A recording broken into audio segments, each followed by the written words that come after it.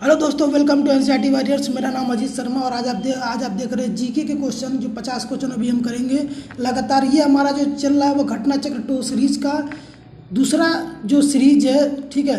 दूसरा जो पेपर है प्रैक्टिस सेट दूसरा जो है उसका हम लोग के अंदर के जीके के 50 क्वेश्चन करने वाले हैं। सबसे पहला क्वेश्चन आ जाता है, पंचगव्य में निम्नलिखित में से क्या सम्मिलित नहीं किया जाता है। पंचगव्य में निम्नलिखित में से क्या सम्मिलित नहीं किया जाता है। तो यहाँ देखिए, जो पंचगव्य होता है उसमें गाय का गोबर भी लगता है, गाय का दूध घी सब होता है, लेकिन तुलसी का प्रयोग नहीं किया जाता है। तुलसी का प्रयोग नहीं किया जाता है। अगला क्वेश्चन आ जाता है कि वेदों में गद प्रकरण क्या कहलाते हैं। वेदों में जो गद प्रकरण कहलाते हैं ब्राह्मण कहलाते हैं। जो गद प्रकरण क्या कहलाते हैं, ब्राह्मण कहलाते हैं। मोहम्मद गौरी किस वर्ष पृथ्वीराज तृतीय से पराजित हुआ था। मोहम्मद गौरी किस वर्ष पृथ्वीराज तृतीय से पराजित हुआ था। तो 1100 यानी 1191 में पराजित हुआ था। 1191 में पराजित हुआ था, याद रखिएगा आप लोग, 1191 में। अमीर खुसरो, जिन्हें हम क्या बोलते हैं, कव्वाली का पिता बोलते हैं, कव्वाली का भारत का तोता भी कहा जाता है, किसके दरबार के दरबारी थे। तो ये किसके दरबार के दरबारी थे, अलाउद्दीन खिलजी के। अलाउद्दीन खिलजी के, याद रखिएगा, अलाउद्दीन खिलजी के क्या थे, दरबारी थे। अमीर खुसरो किसके दरबारी थे, अलाउद्दीन खिलजी के दरबारी थे। इसके बाद अगला क्वेश्चन आ जाता है, क्वेश्चन नंबर 105 में देख लीजिए, लौ और रक्त की नीति किसने अपनाई। लौ और रक्त की नीति किसने अपनाई। तो यहाँ पर बलबन ही था जिसने खून की यानी लड़ाई में उन्होंने क्या देखा कि लगातार हमें खून करना है तभी हम जीत पाएंगे। तो लौ और रक्त की नीति किसने अपनाई, बलबन ने। डैश वर्ष में ईस्ट इंडिया कंपनी ने जहाज़ों ने सूरत के पास स्थित स्वाली एस्चुरियों में पुर्तगालियों को पराजित किया था। तो पुर्तगाली को पराजित कब किया था, 1612 में। 1612 में पुर्तगाली को पराजित किया था। ईस्ट इंडिया कंपनी 1600 में बनी थी और 1612 को उसने क्या किया, यहाँ पर एस्चुरी में पुर्तगालियों को पराजित किया था। अब आ जाइए क्वेश्चन नंबर 107 में देख सकते हैं, पहली डेनिश यानी डेनमार्क की डेनिश ईस्ट इंडिया कंपनी ने अपना परिचालन किस वर्ष शुरू किया था। पहली डेनिश जो थी वह क्या थी, 1616 में शुरू हुआ था। 1616 में शुरू हुआ था। अब देखिए अगला क्वेश्चन आ जाता है, श्रीरंगपट्टम का ऐतिहासिक शहर जिसे टीपू सुल्तान और उसके पिता हैदर अली की कब्रों का घर माना जाता है, वो निम्नलिखित में से किस शहर के लगभग 15 किलोमीटर की दूरी पर स्थित है। यानी किस शहर के, वह किसके, बेंगलोर के, मंगलोर के, मैसूर के और बेलगाम के। यानी किस शहर से 15 किलोमीटर दूरी पर वह स्थित है। ABCD ऑप्शन दिया हुआ है। श्रीरंगपट्टम का ऐतिहासिक शहर जो टीपू सुल्तान और उसके पिता हैदर अली कब्रों का घर माना जाता है, वह कहाँ पर स्थित है। तो यहाँ पर ये जान जाइए, मैसूर, ठीक है, मैसूर याद रखिएगा। मैसूर की बात हो रही है क्योंकि जो टीपू सुल्तान उसके जो हैदर अली थे वहीं के थे, तो मैसूर की बात हो रही है। अगला क्वेश्चन आता है, इनमें से कौन सा कारक नहीं है जो भारतीय संविधान के निर्माण को योगदान देता है। यानी औद्योगिक क्रांति, ब्रिटेन में संसदीय लोकतंत्र, रूस में समाजवादी क्रांति, अमेरिका में अधिकारों का विधेयक। ठीक है, अमेरिका में अधिकारों का विधेयक। इसमें क्या होगा, औद्योगिक क्रांति का कोई मतलब नहीं है इसमें। ये हमारा 1960 के बाद से शुरू हुआ था, तो इससे हमारा कोई मतलब नहीं है। बाकी चीज़ों का योगदान था हमारे देश को आज़ाद कराने में, संविधान के निर्माण में। अगला क्वेश्चन आ जाता है हमारा कि भारतीय संविधान का निम्नलिखित में से कौन सा अनुच्छेद विधिक समता यानी कानून के सामने समानता से संबंधित है। तो कौन सा ऐसा अनुच्छेद है जो समानता की बात करता है। तो यहाँ पर ए वाला ऑप्शन आ जाएगा 14। अनुच्छेद 14 जो है हमें समानता की बात सिखाता है। अनुच्छेद 14 जो है हमें संविधान की बात सिखाता है।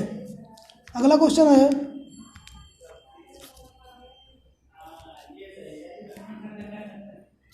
कैमरा ऑन हो गया, इसको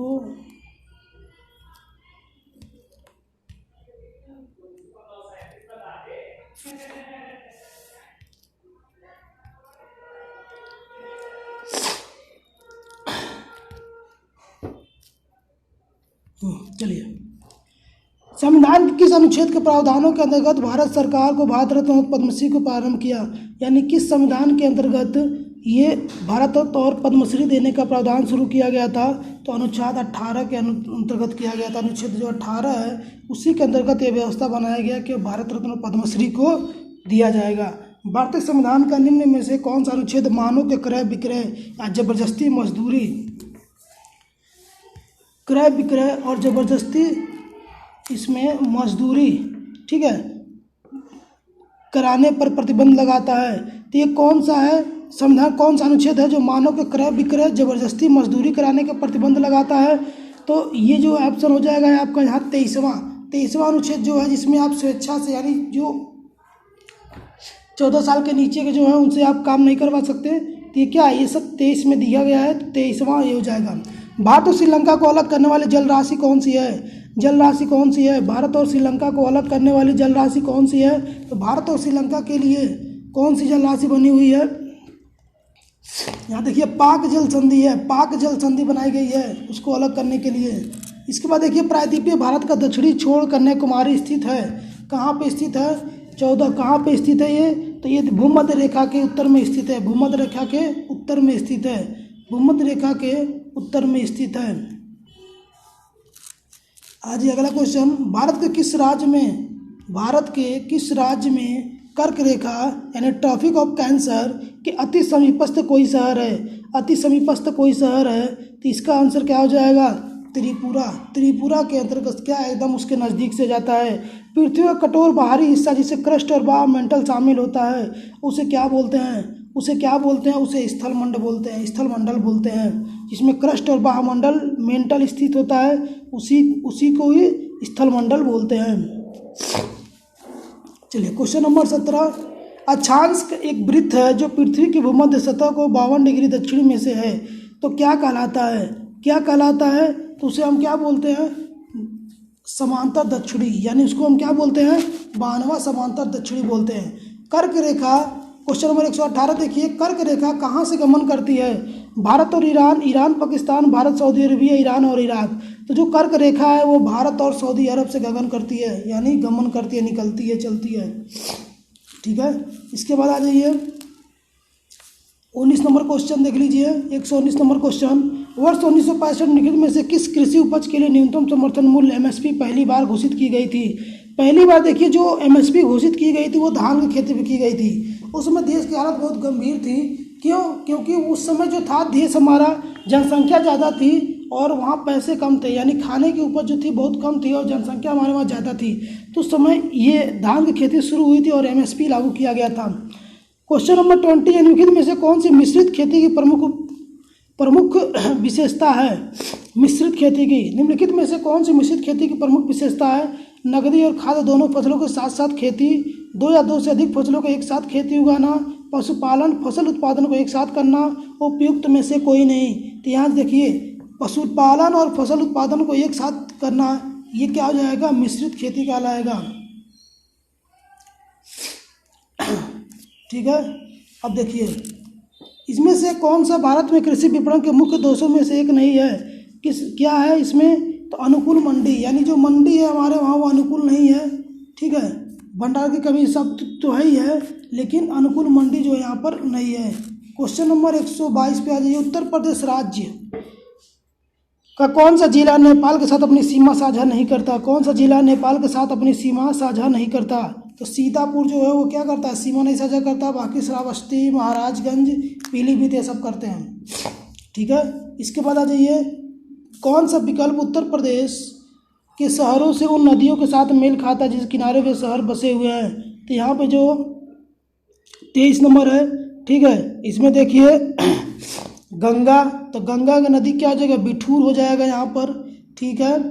यहाँ पे राप्ती की बात करें तो राप्ती नदी हमारे गोरखपुर में बहती है, ठीक है। इसके बाद देखिए गोमती नदी, तो गोमती नदी को आप लखनऊ में देख सकते हैं और गोमती नदी को आप जौनपुर में भी देख सकते हैं, और सही जो है वो प्रतापगढ़ में बहती है। तो यहाँ ऑप्शन क्या हो जाएगा? बी वाला ऑप्शन यहाँ पे सही हो जाएगा, ये देख लीजिए। तो ऐसे क्वेश्चन बहुत आते हैं, तो बहुत अच्छी चीज़ को मिलाइएगा क्योंकि ये इंपॉर्टेंट होता था। नदी का अलग से वीडियो मैं ला दूंगा जहाँ से आपको कोई गलती इस तरह की ना होगी।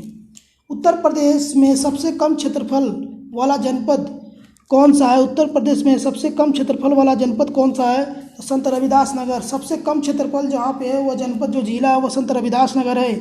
उत्तर प्रदेश के निम्नलिखित में से कौन से जिले की सीमा मध्य प्रदेश के साथ साझा नहीं करती? यानी इलाहाबाद, मिर्ज़ापुर ये सब तो साझा करते हैं, लेकिन कौन सा जो है वो नहीं करता, तो अलीगढ़ जो है वो नहीं करता, अलीगढ़ जो है वो नहीं करता। उत्तर प्रदेश की प्रमुख व्यावसायिक फसल क्या है, तो उत्तर प्रदेश की जो देखिए प्रमुख व्यावसायिक फसल वो क्या है, गन्ना है, ठीक है, गन्ना है। उत्तर प्रदेश का बीज प्रमाणीकरण ब्यूरो कहाँ स्थित है, उत्तर प्रदेश का बीज प्रमाणीकरण ब्यूरो कहाँ पर स्थित है, तो आलमबाग में स्थित है, आलमबाग में स्थित है। कहाँ पे स्थित है, आलमबाग में स्थित है। उत्तर प्रदेश में भारतीय वाणिज्य उद्योग मंडल यानी एसोचैम यूपी की स्थापना किस वर्ष की गई थी, किस वर्ष की गई थी उत्तर प्रदेश में इसकी स्थापना किस वर्ष की गई थी, भारतीय वाणिज्य उद्योग मंडल की स्थापना किस वर्ष की गई थी, तो 1994 में की गई थी। बी वाला ऑप्शन यहाँ पर क्या हो जाएगा, सही हो जाएगा, 1994 में की गई थी। इसमें आ जाइए, इलेक्ट्रॉनिक संचार प्रणाली की 3 बुनियादी इकाइयाँ कौन सी हैं, ट्रांसमीटर, ट्रांसमिशन चैनल, रिसीवर, दूसरा है modulator, demodulator, repeater. Transmitter noise information, और डी वाला ऑप्शन क्या हो जाता है कि ट्रांसमीटर सिग्नल और मॉड्यूलेशन। इसमें क्या हो जाएगा, देखिए यहाँ पर ट्रांसमीटर, फिर क्या होता है ट्रांसमीटर, ट्रांसमिशन चैनल और फिर रिसीवर। ये तो मेन जो इलेक्ट्रॉनिक संचार प्रणाली हमारा इसी पे काम करता है।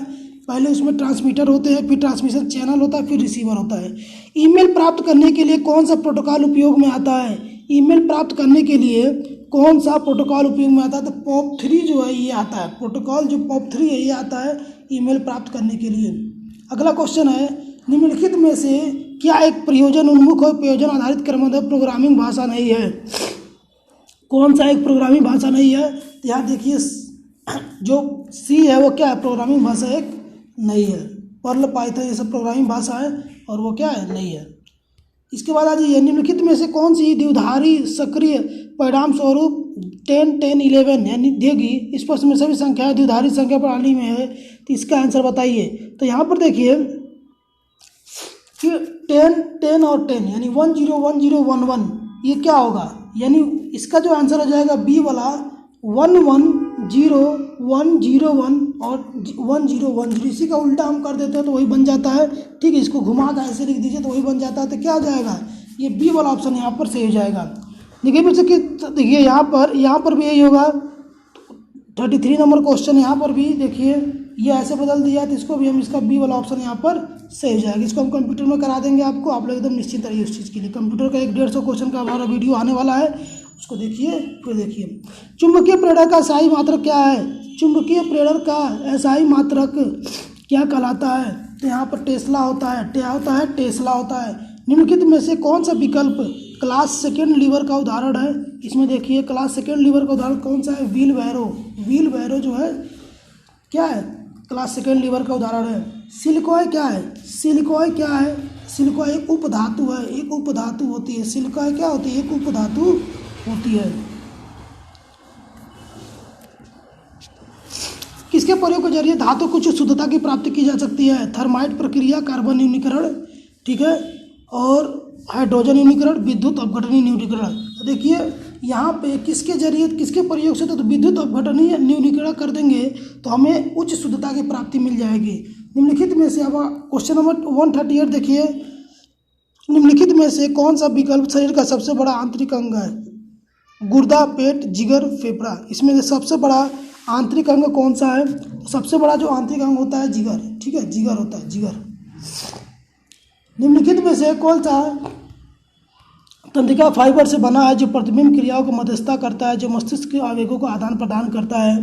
तो यहाँ पर देखिए आवेगों का आदान प्रदान करने के लिए यहाँ पर मेरुदंड होता है, यही होता है जो कोई भी चीज़ हम एक्टिविटी करते हैं उस चीज़ को मेरे ब्रेन तक पहुँचाता है, फिर उस पर हम आगे चल पाते हैं, आगे कोई भी काम कर पाते हैं। निम्नलिखित में से कौन से हृदय की धड़कन और श्वसन को नियंत्रित करता है, तो हृदय की धड़कन और श्वसन को नियंत्रित करने वाला कौन होता है, मेडुला ओब्लांगेटा होता है, ओब्लांगेटा होता है, तो मेडुला होता है, यानी ये ऑप्शन सही हो जाएगा कि हृदय की धड़कन और श्वसन को नियंत्रित कौन करता है, मेडुला ओब्लांगेटा। आज ये क्वेश्चन और साइंस के क्वेश्चन है, साइंस का भी एक वीडियो मैं दे दूंगा जहाँ से कोई दिक्कत आपको नहीं होगी, ये सब सारे क्वेश्चन इजी हो जाएंगे। तब अगस्त 2022 में महिला पुलिस का 10वां राष्ट्रीय सम्मेलन 2022 कहाँ आयोजित किया गया था, अगस्त 2022 का कहाँ आयोजित किया गया था, तो ये देखिए शिमला में आयोजित किया गया था, शिमला में आयोजित किया गया था, ठीक है। इसका आंसर क्या हो जाएगा, शिमला हो जाएगा। जुलाई 2022 में जारी भारत नवाचार सूचकांक 2022 में बड़े राज्यों की श्रेणी में उत्तर प्रदेश में कौन सा स्थान प्राप्त हुआ है? यानी नवाचार सूचकांक में बड़े राज्यों में, ठीक है, इसमें उत्तर प्रदेश को 7वां स्थान प्राप्त था। कौन सा स्थान प्राप्त था? 7वां स्थान प्राप्त, उत्तर प्रदेश को 7वां स्थान नवाचार सूचकांक में, ठीक है। इसके बाद आ जाइए, जुलाई 2022 में स्वस्थ पर्यावरण के मानवाधिकार घोषित करने के संबंध में संयुक्त राष्ट्र महासभा में हुए मतदान में कितने सदस्यों के पक्ष मतदान किया गया? तो 161 सदस्यों के पक्ष मतदान किया गया। डायरेक्ट फैक्ट है, तो इसको आप तुरंत याद ऐसे कर लीजिए, ठीक है। इसमें ज़्यादा कुछ समझाने वाली बात नहीं है, डायरेक्ट आप याद कर सकते हैं इसको। जुलाई 2022 में टाइम मैगजीन द्वारा, देखिए टाइम मैगजीन में क्या करता है, प्रकाशित करता है जो विश्व में 5 महानतम स्थलों की सूची बनाता है, जिसमें 2 भारत के स्थल शामिल किए गए थे। तो वो कौन कौन से थे जो 2 भारत के स्थल शामिल किए गए थे? तो वो अहमदाबाद और केरल था, ठीक है। टाइम मैगजीन के द्वारा जो विश्व के 50 महान जो स्थलों की सूची थी, उसमें जो अहमदाबाद और केरल तो भारत से थे, इसको याद रखिएगा। अगस्त 2022 में संपन्न क्वेश्चन नंबर 145, अगस्त 2022 में संपन्न प्रो कबड्डी लीग 2022, ठीक है, कि नीलामी में बिकने वाले सबसे महंगा खिलाड़ी का नाम क्या है? कि नीलामी में बिकने वाला सबसे महंगा खिलाड़ी का नाम यहाँ पर क्या है? तो यहाँ पर पवन क्या है? पवन सहरावत है, पवन सहरावत। अब आ जाइए क्वेश्चन नंबर, अगस्त 2022 में कौन वैज्ञानिक औद्योगिक अनुसंधान परिषद में की पहली महिला महानिदेशक नियुक्त हुई है? अगस्त 2022 में कौन वैज्ञानिक औद्योगिक अनुसंधान परिषद की पहली महिला महानिदेशक नियुक्त हुई है? क्वेश्चन नंबर 146, इसका आंसर हो जाएगा नल्लाथम्बी कलाईसेल्वी। ये वाला ऑप्शन यहाँ पर सही हो जाएगा। 31वां व्यास सम्मान किसे प्रदान किया गया? तो बहुत बार क्वेश्चन आ चुका है, तो डॉक्टर असगर वजाहत को प्रदान किया गया था, डॉक्टर असगर वजाहत को प्रदान किया गया था, डॉक्टर असगर वजाहत को। 148 जुलाई में, यानी इसका देखिए क्या दिया है, जुलाई 2022 में केंद्र सरकार ने न्यूनतम थर्मल यानी एमएसपी को और अधिक पारदर्शी प्रभावी हेतु किसके अध्यक्षता में एक समिति का गठन किया है? एमएसपी के लिए और सुधार करने के लिए इसके लिए एक समिति बनाई गई है, इसके अध्यक्ष कौन होंगे? जो इसके अध्यक्ष होंगे वो होंगे संजय अग्रवाल। संजय अग्रवाल क्या बनाए गए? इसके अध्यक्ष बनाए गए हैं। किसके? एमएसपी के जो समिति है उसके अध्यक्ष कौन बने हैं? संजय अग्रवाल। वर्ष 1962 में प्रकाशित पुस्तक साइलेंट स्प्रिंग एक पुस्तक है जिसमें विश्व के पर्यावरण आंदोलन को गति मिली कि लेखक कौन है? इसके लेखक कौन है? तो रेचल कार्सन है, रेचल कार्सन इसके लेखक है। अब आ जाइए क्वेश्चन नंबर 150, जो हमारा लास्ट क्वेश्चन होगा, नगरीकरण एवं औद्योगिकरण हानिकारक है। नगरीकरण एवं औद्योगिकरण हानिकारक है किसके लिए? संतुलित विकास के लिए भी सही बात है, पर्यावरण की परिस्थिति के लिए ये भी सही बात है, जैव विविधता के संरक्षण के लिए ये भी सही है, और उपयुक्त सभी के, मतलब क्या इसका डी ऑप्शन यहाँ पर सही हो जाएगा, उपयुक्त सभी के लिए। तो ये सारी चीज़ें हैं जो नगरीकरण और औद्योगिकरण की हानिकारक है, इसलिए चीज़ खत्म होता है। तो आज हम घटना चक्र का टो सीरीज का दूसरा प्रैक्टिस सेट खत्म कर दिए हैं, ठीक है। रीजनिंग का पार्ट बच जाता है, बाकी हमने हिंदी देख लिया पूरा और हमने जीके का देख लिया पूरा, और इस तरह से आप लगातार इसको देखिए ताकि आपको सारी चीज़ें तैयार हो। इन्हीं में से क्वेश्चनों में आने वाला है। अगर आपको बनना है वीडियो तो फिर इन क्वेश्चन को अच्छे से तैयार कर लीजिए, इससे बाहर कुछ भी नहीं आने वाले नहीं है। Thank you.